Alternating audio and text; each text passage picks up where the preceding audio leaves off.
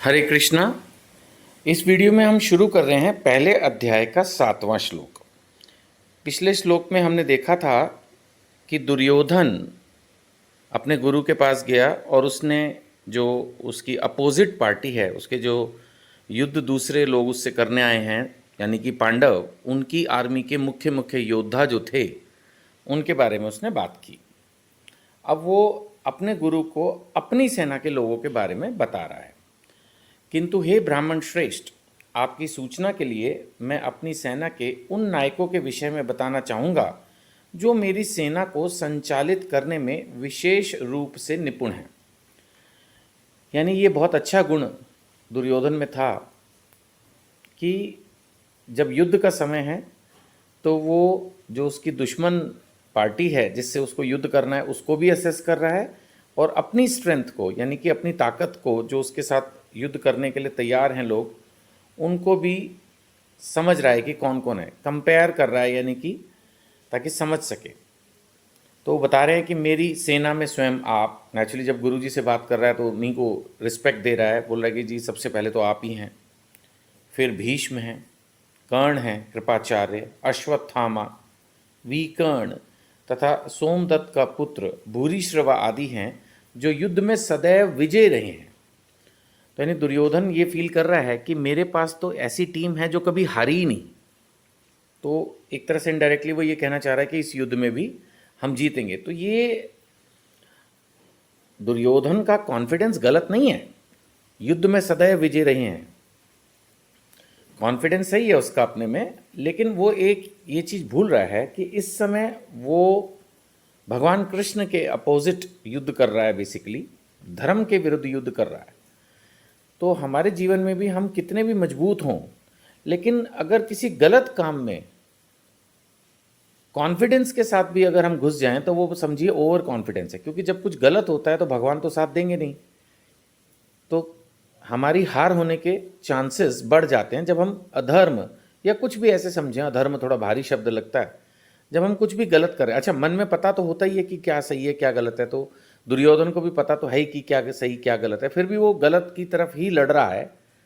ऐसा हमारे साथ भी होता है कि गलत पता है फिर भी चल देते हैं उसी तरफ।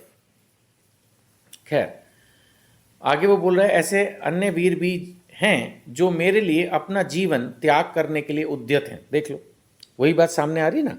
दुर्योधन को पहले से पता है कि वो गलत कर रहा है। पिछले श्लोकाज में वो बोल रहा है कि ये हमेशा विजय रहे हैं, लेकिन अब बोल रहा है कि ऐसे लोग हैं जो मरने के लिए तैयार हैं। आदमी क्यों बोल रहा है मरने के लिए तैयार है? क्योंकि उसको पता है अभी मरना है, सामने भगवान है, पांडव हैं, धर्म युद्ध है, धर्म क्षेत्र में है।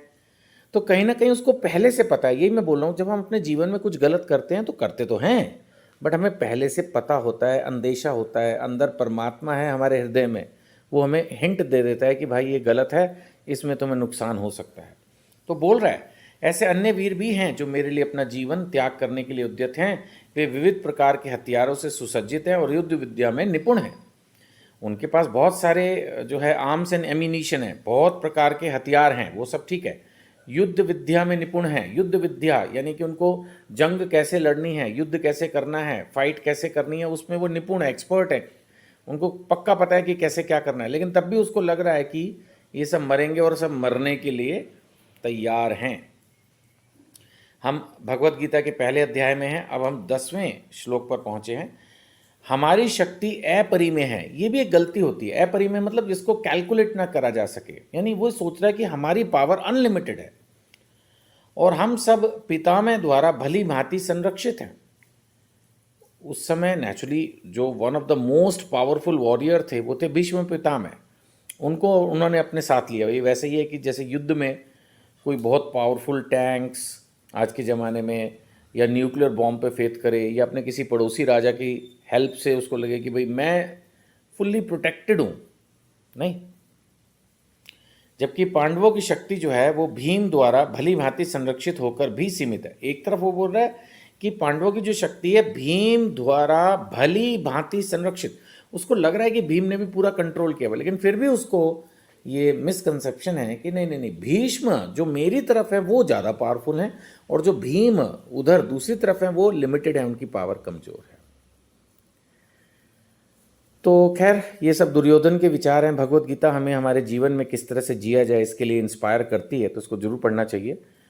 मैं प्रयास कर रहा हूँ कि इसी तरह से हम भगवत गीता को एक बार क्विक समझ लें, फिर उसके बाद डिटेल में आप शांति से बैठ के खुद पढ़िए और इसको अच्छे से समझिए। अगर आप चाहते हैं कोई भी वीडियो मिस ना हो तो आप हमारी एक व्हाट्सएप कम्युनिटी है, नंबर वीडियो पर दिया गया है, आप उस पर व्हाट्सएप करके हमारी व्हाट्सएप कम्युनिटी से जुड़ सकते हैं। हरे कृष्णा।